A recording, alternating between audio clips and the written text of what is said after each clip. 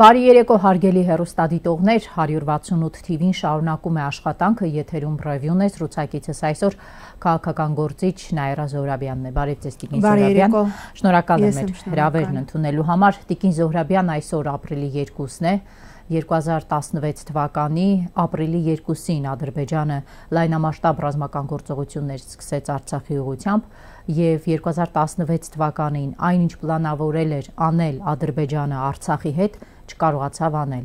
Տիկին Զոհրաբյան, այնինչ ուզում էր անել, արեց 2018 թվականից հետո։ Հետևապես հարց, եթե Հայաստանում տեղի չունենար 2018-ը, արդյոք Ալիևին կհաջողվեր այսօր ունենալ ամբողջությամբ հայաթափված եւ դատարկված Արցախ։ Այդ հարցը ունի միանշանակ պատասխան։ Ոչ, բնականաբար ոչ։ Եթե 18 թվականին Հայաստանում տեղի չունենար դագաղների իշխանազավթումը, ապա այսօր մենք չէինք ունենա կորսված Արցախ, մենք չէինք ունենա հազարամյակների պատմության մեջ առաջին անգամ հայաթափված Արցախ, մենք չէինք ունենա ադրբեջանական զինուժի կողմից գրավված Հայաստանի Հանրապետության սուվերեն տարածքից մոտ 400 կիլոմետր։ Այո, 2016 թվականի ապրիլի 2-ին այսօրը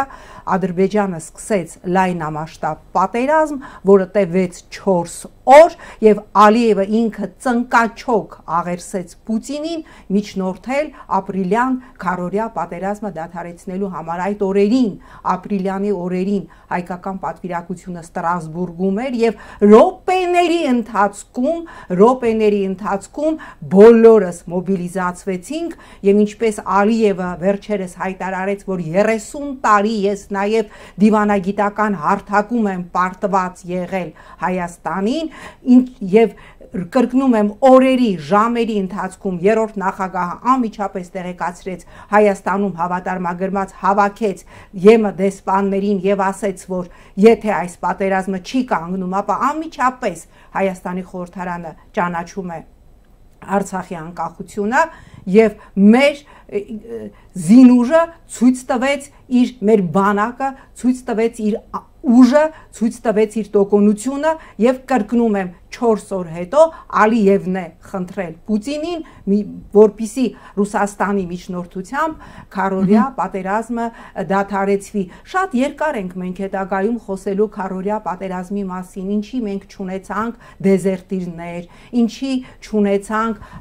գերի հանձնվածներ։ Այս ամենը դեռևս հետագայում շատ երկար է քննարկվելու եւ հիշում եք, չէ, քարորյայից հետո էր մայիսին, որ Նիկոլը Լապատկան վերցրել, գնացել երրորդ գծում խրամատեր փորում։ Հիշում եք, չէ, որ տարբեր տերորիստական ուժեր բղավում էին այն մի քանի ինչ որ հանձնված, չգիտեմ, Ադրբեջանի կողմից զավթված վայ եւ այլն լելեթեփեն, որի իբր հետ բերելու համար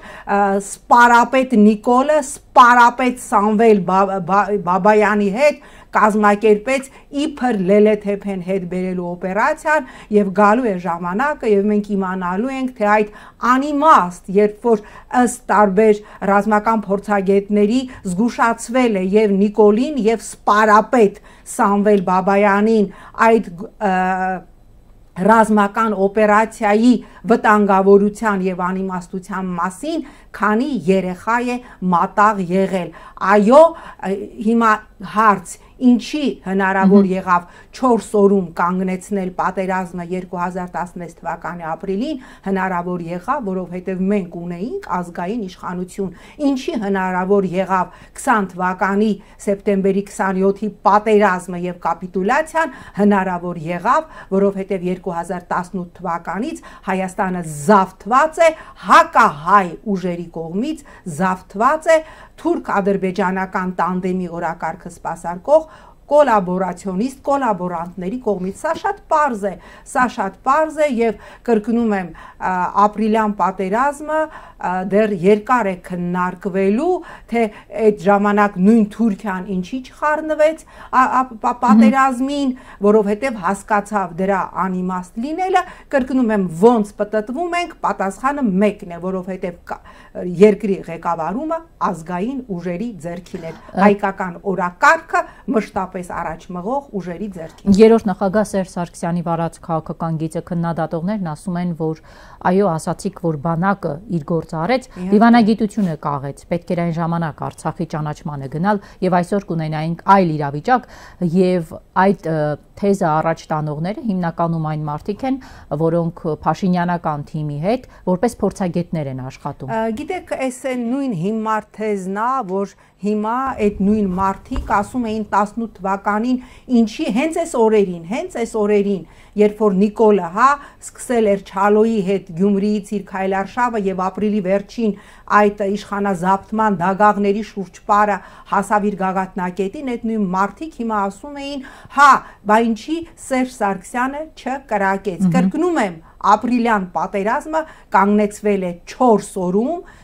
օրում, Թուրքիան հասկանալով, որ իր միջամտությունը ոչինչ չի տալու, բեկում չի մտցնելու, չի միջամտել այդ պատերազմին եւ Ալիևը անձամբ է խնդրել Պուտինին, այդ մասին խոսել է նաեւ Ալիևը, այդ մասին խոսել է նաեւ ռուսական կողմը միջնորդ հանդիսանալ եւ կանգնեցնել պատերազմը։ Ինչ վերաբերում է հիմա հնչող մեղադրանքներին, ապրիլյան պատերազմը կանգնեցվել է, որովհետեւ մենք ունեինք ազգային իշխանություն։ 18 թվականին կոլաբորանտների կողմից զավթված իշխանության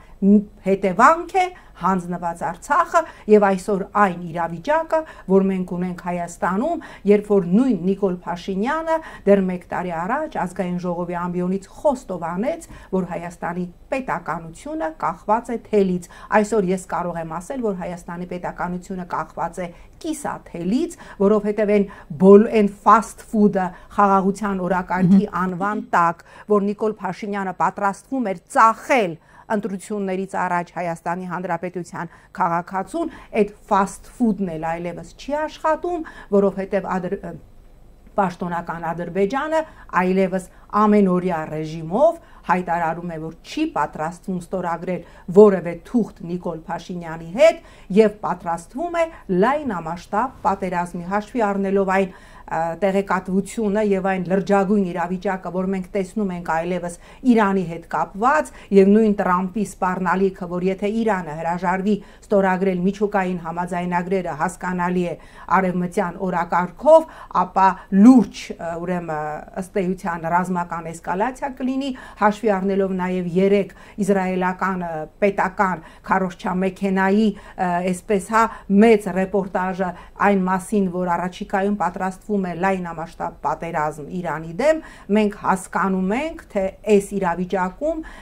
ինչպես է մեծապես շահելու Ադրբեջանը, ինչպես 3 ադրբեջանական պաշտոնական ազգ թիվին հայտարարեց Զանգեզուրի միջանցքը ստանալու համար եւ Իրանը այլևս չի խառնվելու, չի կարողանալու կասեցնել այդ սցենարը, ցավոք սրտի։ Տիկին Զոհրաբյան, դուք ասացիք, որ Նիկոլ Փաշինյանը խաղաղության օրակարգը որպես fast food էր ուզում վաճառել եւ դա չաշխատեց։ Փարաքարում ԿՊ-ի ջախջախիչ պարտությունը եւ Գյումրիում ընդամենը 37% հավաքելը։ Դա այդ չաշխատելու հետևանք է, թե ոչ։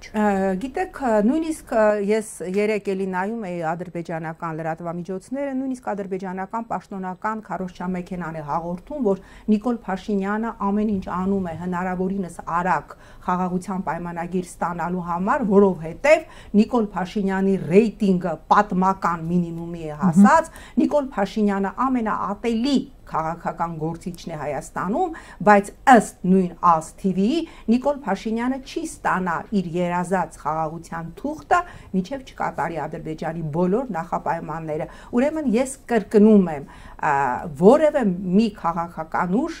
այլևս չհամարձակվի մեղադրել ժողովրդին։ Քվեարկությունը թե Փարաքարում, թե Գյումրիում, դա քվեարկություն էր ոչ Նիկոլին, դա քվեարկություն չէր Փարաքարում համայնքապետ ընտրելու համար եւ առավել եւս դա քվեարկություն չէր Գյումրիում Գյումրիի տանիքները կառուցող կամ ասֆալտ փռելու կամ բիտուն փռելու համայնքապետ ընտրելու համար։ Այսինքն քաղաքային ընտրություն չէ դա։ Բացարձակապես ոչ, դա գյումրեցիների հավաքական ձայնն էր տրված ոչ Նիկոլին հեռացնելու process-ին եւ նա ով առաջիկայում հույս ունեմ ԿՊ-ական համայնքապետ չի ընտրվի եւ հույս ունեմ ընդդիմությունը կկարողանա adekvat պայմանավորվածությունների գալ, ով որ ընտրվելու է ընդդիմությունից քաղաքապետ, համայնքապետ, նա պիտի հասկանա, որ գյումրեցին իր քվեն չի տվել կռիժ վերանորոգելու համար, գյումրեցին իր քվեն տվել է ոչ Նիկոլին հեռացնելու process-ին, դա Գյումրու լուման էր եւ նույնիսկ այն դեպքում, երբ որ Գյումրիում կիրառվել է հնարավոր եւ անհնար բոլոր վարչական ռեսուրսները, այդ մասին ընտրությունից առաջ եւ ընտրության օրերին բազմաթիվ հրապարակումներ են եղել եւ կեղծված քվեաթերթիկներ եւ ջավախքեցիներ բերված եւ քվեարկված եւ Civilnet-ը հրապարակեց թե քարոզչության, պաստառների, fake էջեր պահելու համար այդ օրերին ինչքան հսկայական աստղաբաշխական գումար է ծախսել ԿՊ-ն, այս ամենով հանդերձ, այո, ԿՊ-ն չկարողացավ Գյումրիում ունենալ իշխանություն եւ այն ձայները, եթե մենք հանում ենք, հա, այդ վարչական ռեսուրս, այդ ամեն ինչը հանում ենք, տակը երևի կմնա մի 3000-4000 ձայն, ես գրեթե վստահ եմ, որ դրանք բացառապես Սարիկ Մինասյանի ձայներն են, որը մեծապես տուժեց, այս անգամ էլ ԿՊ-ի գլխարկը իր գլխին դնելով։ Հիմա դուք ասացիք հույս ունեմ Գյումրիում ԿՊ-ական ղեկավար չի լինի։ Այո։ Մենք ունենք այս պահի դրությամբ անցողիկ շեմը հաղթահարած ուժերից մեկի Մարտուն Գրիգորյանի Facebook-յան գրառումը, որ ինքը վստահեցրել է, որ Գյումրին ԿՊ-ական քաղաքապետ չի ունենա, բայց առ այս պահը մենք չունենք հանգուցալուծումը, թե ինչ կերպ են ուժերը պատկերացնում։ Նախ այս սպասումը դուք ինչով եք պայմանավորում, նորմալ է այդ քաղաքական առևտուրը հենց այսպես էլ պետք է տեղի ունենար, թե ոչ։ Նախ ես քանի որ տեղյակ չեմ, թե ինչ քաղաքական process-ներ են, հա, ինչ բանակցություններ են հիմա գնում Գյումրիում, ես ընդամենը կարող եմ իմ ցանկությունը ասել, ես հույս ունեմ, որ Մարտուն Գրիգորյանը ճիշտ որոշում կկայացնի եւ ինչպես ինքն էր ասել, Գյումրին ԿՊ-ական համայնքապետ չի ունենա։ Եթե ես լինեի Մարտուն Գրիգորյանի փոխարեն, բնականաբար ես այսքան չէի սպասիցնի, իհարկե սահմանադրությունը, օրենքը թույլ տալիս է 2 շաբաթ ժամանակ կա, բայց հաշվի առնելով հարցի նրբությունը, հաշվի առնելով այդ զգայունությունը, հաշվի առնելով գյումրեցիների սպասումները, որովհետև կրկնում եմ, սա կռիժ վերանորոգողի Գյումրիում ասֆալտ, թե ով ավելի լավ ասֆալտ կփռի, դրա ընտրությունը չէր։ Գյումրեցիները քվեարկել են մեկ բանի համար, որ Գյումրին իր քվեն է դնում ոչ Նիկոլին հեռացման process-ում եւ այսքան ժամանակ ձգելը ես կարծում եմ ճիշտ չի, բայց ես չեմ ուզում մտածել, ես չեմ ուզում հավատալ անգամ, որ Մարտուն Գրիգորյանը կարող է ոչ արժանապատիվ որոշում կայացնել եւ հիասթափեցնել գյումրեցիներին, որտեղ կրկնում եմ, Գյումրին քվեարկել է, որպիսի մերժի Նիկոլին։ Այն Նիկոլին, ով 18 թվականին Գյումրիից սկսեց ազգակործան իր քայլարշավը։ Դուք ասացիք հույս ունեք, որ Մարտուն Գրիգորյանը ոչ արժանապատիվ որոշում չի կայացնի։ Այո, հույս ունեմ։ Տիկին Զոհրաբյան, քաղաքական լուծումները հետեւյալն են, կամ ԿՊ-ականները իրենց քվեները տալիս են, Մարտուն Գրիգորյանը դառնում է Գյումրիի քաղաքապետ, կամ Մարտուն Գրիգորյանն է իր քվեները տալիս, Վարդան Ղուկասյանն է դառնում քաղաքապետ։ Այս երկու տարբերակ ունենք։ Եթե ասում են, որ ԿՊ քաղաքապետ չպետք է լինի։ Տարբերակը այդ երկուսը չէ, տարբերակը նաև այն է, որ ընդդիմադիր քաղաքական ուժերը նստեն, միասին քննարկեն եւ որոշեն ամենաօպտիմալ տարբերակը համայնքապետի, որը կլինի հնարավորինս քիչ խոցելի։ Բազմաթիվ տարբերակներ կան։ Տարբերակը այնպես չի, որ կամ Մարտուննա միանում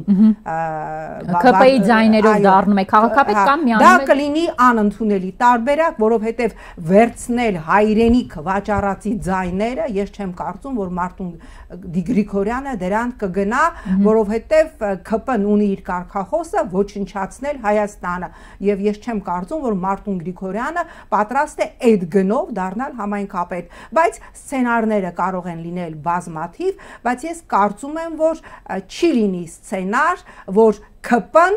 որևէ իշխանություն ունենա երկրորդ քաղաքում։ Ես հասկանում եմ, որ բազմաթիվ փորձագետներ ասում են շատ այսպես ուռճացված է, հա, սպասումները, այո, Գյումրիից, որտեղ ի վերջո դա ընդամենը մեկ քաղաքի ընտրություն է, չէ, սա բարոյական խնդիր է։ Ասում են մեկ քաղաքի, որտեղ նաև կլանային եւ ընտանեկան համակարգերն են ակտիվ աշխատել։ Այդպես է, որով դա բոլորս էլ պիտի հասկանանք, որ դա այդպես է, բայց նաև պիտի հասկանանք, որ հանրության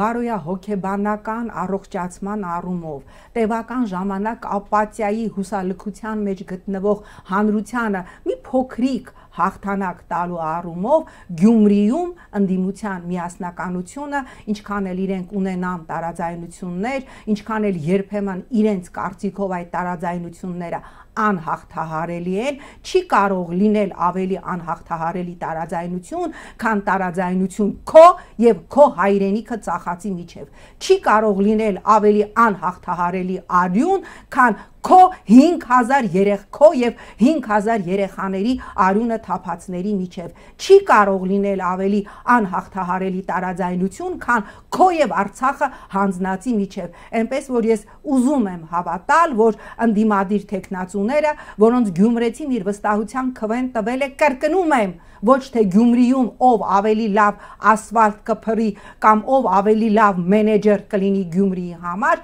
այդ Գյումրու դա լուման էր, ոչ Նիկոլին հեռացնելու պրոցեսին Գյումրու քվեարկություններ։ Կարող եք հարցնել ցանկացած գյումրեցու եւ մեկը չասի, թե Գյումրեցին ինձ ձայն է տվել տանիք վերանորոգելու համար, ոչ, ցանկացած քվե տված եւ Փարաքարում եւ Գյումրիում եւ այսուհետ որևէ կլինի լոկալ, կլինի համապետական ընտրություն, այդ քվեն ոչ Նիկոլին քվե է լինելու։ Դուք վստահաբար գիտեք Նիկոլ Փաշինյանին շատ լավ եք ճանաչում։ Նիկոլ Փաշինյանը իր ձեռքում կենտրոնացրել է նաև իրավական համակարգը։ Մենք տեսանք 3 դատախազությունից արդեն ասացին, որ Վարդան Ղուկասյանի այդ հայտնի ձայնագրության գործով վարույթ են։ Գյումրին ունի ընդդիմադիր քաղաքապետ Վարդան Ղուկասյան, ինչ է անում Նիկոլ Փաշինյանը, Մամիկոն Ասլանյանի նման, նրան որոշում են տանել կալանքի։ Այս դեպքում ինչ ենք ունենում, փոշիացվում են ձայները ընդդիմադիրների թե ոչ։ Ես դրա համար եմ ասում, քանի որ բոլոր այն տեխնացուները, ովքեր Նիկոլի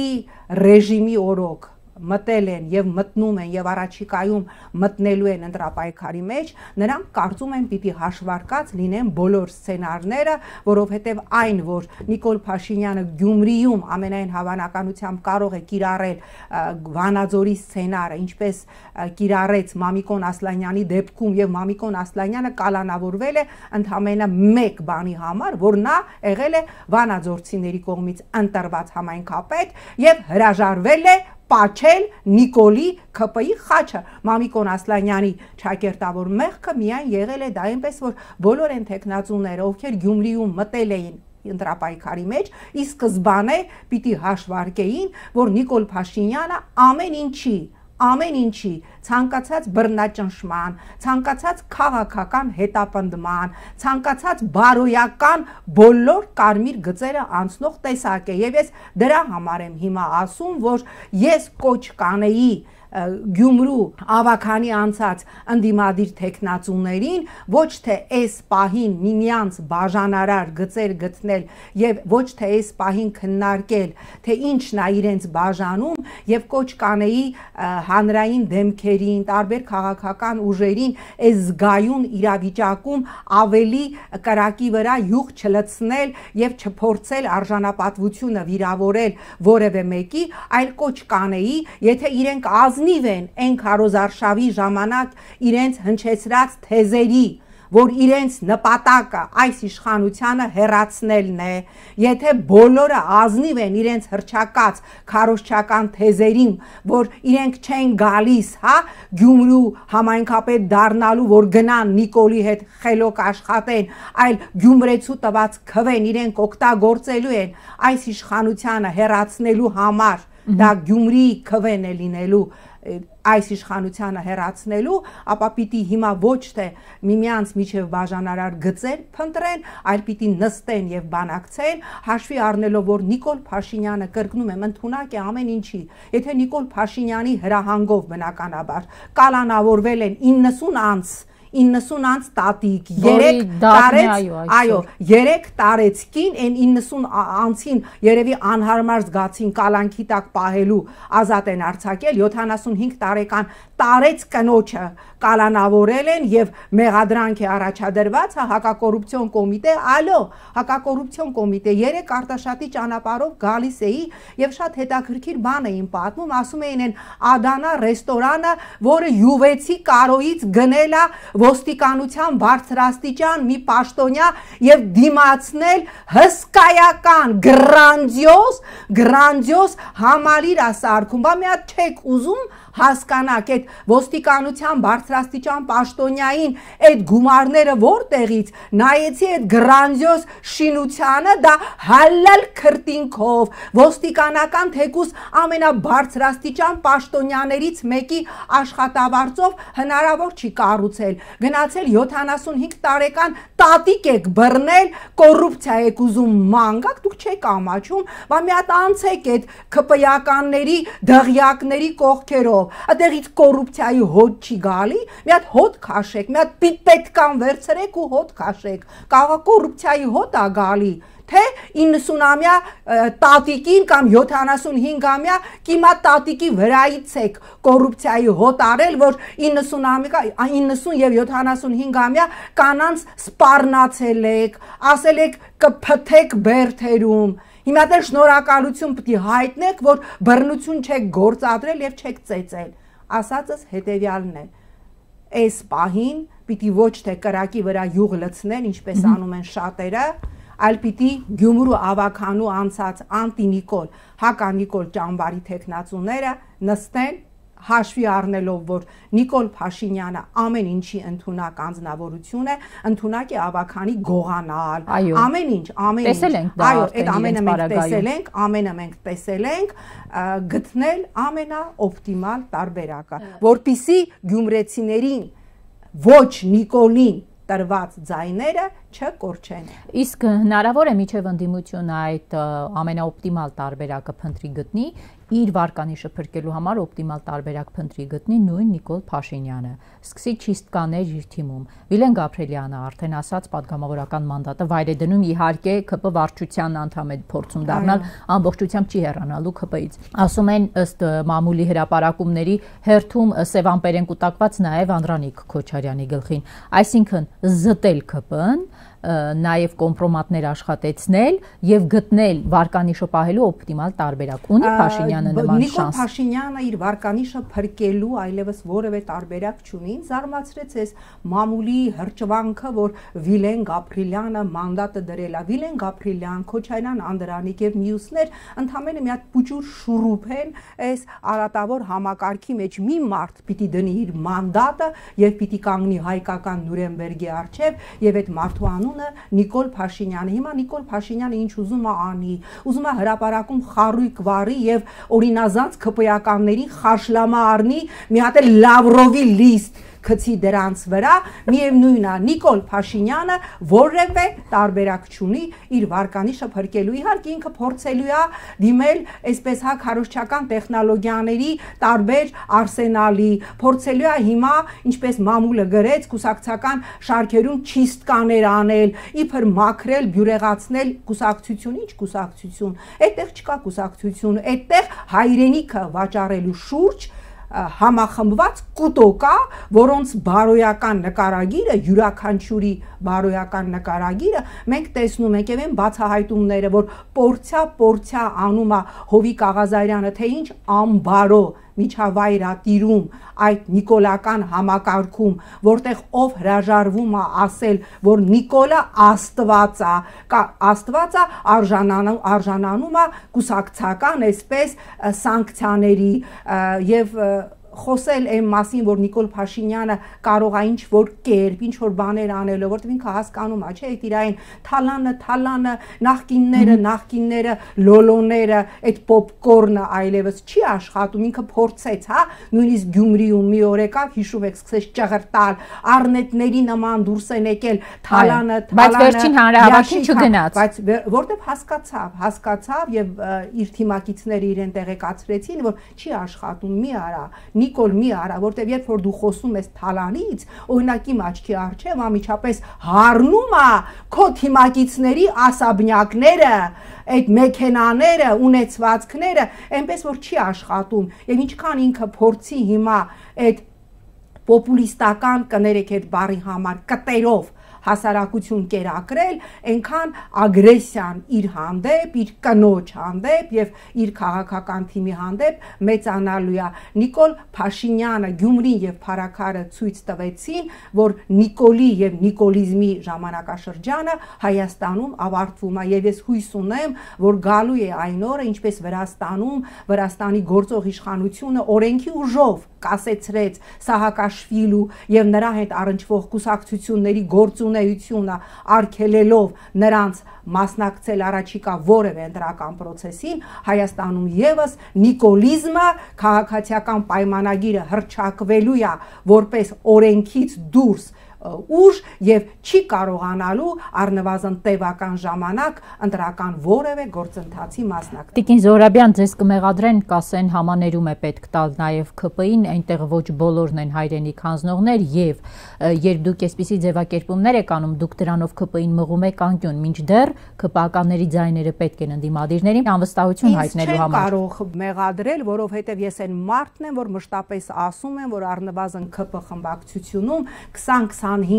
պատգամավորներ կան, որոնց մենք գրեթե դեմքով չենք ճանաչում, որոնք զոհ են, որոնք թրաֆիկինգի զոհ են, որոնց Նիկոլը պահում է ըստ Հովիկ Աղազարյանի ցիտում եմ կոմպրոմատներով, որոնց պահում է վախի մթնոլորտում եւ ես այն մարդկանցից եմ եղել, որ մշտապես ասել եմ, այդ մարդկանց պետքա փրկել, այդ մարդկանց պետքա ազատագրել, նրանք Նիկոլ Փաշինյանի զոհերն են, նրանք ստրուկի կարգավիճակով պահված են այդ խմբակցությունում եւ ես կարծում եմ, որ ընդդիմության, նաեւ խորհրդարանական ընդդիմության կարեւոր գործառույթներից մեկը պիտի լինի ճիշտ եւ գրագետ աշխատել այդ մարդկանց հետ, նրանք միանշանակ պիտի ունենան հումանիտար միջանցք, նաև բոլոր նրանք ում ձեռքերը արյան մեջ չեն, ովքեր կրկնում են պարզապես իրենք եւս զոհ են այս մեծ հայրենադավության, այս մեծ դավադրության եւ նրանց համար միանշանակ պիտի լինի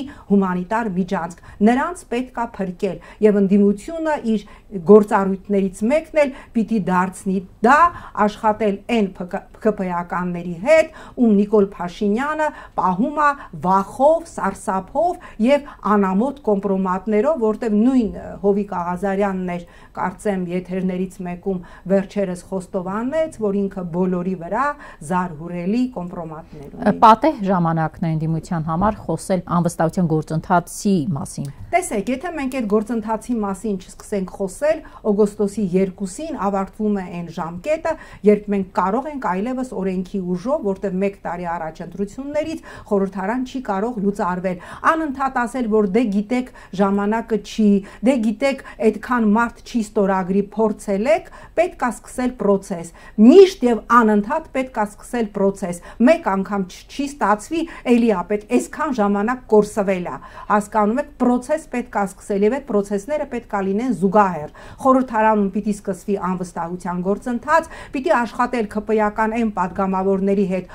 ովքեր Նիկոլ Փաշինյանի թրաֆիկինգի զոհերն են եւ զուգահեռաբար փողոցում պիտի գեներացվի գործընթաց, պիտի լինի փողոցի ճնշում խորհրդարանի վրա եւ ես հավատացնում եմ ձեզ, երբ որ ժողովուրդը, ով ուղղակիորեն մերժում է այս իշխանությանը, կտեսնի փողոցում մահապարտ ընդդիմություն, ով չի վախենա, որ իրեն կկալանավորեն, ով չի վախենա, որ իր մասին Նիկոլի պոակի ֆեյքերը կամ Նիկոլի գրպանում վերընկած կուսակցությունները ինչ կգրեն, հավատացեք, այդ ժամանակ մենք ունենալու ենք արդյունք։ Շնորհակալ եմ։ Ես էլ եմ շնորհակալ։ Հարգելի հեռուստադիտողներ, հիշեցնեմ զրուցակիցս այսօր Նաիրա Զոհրաբյանն էր, այսքանը ցտեսություն։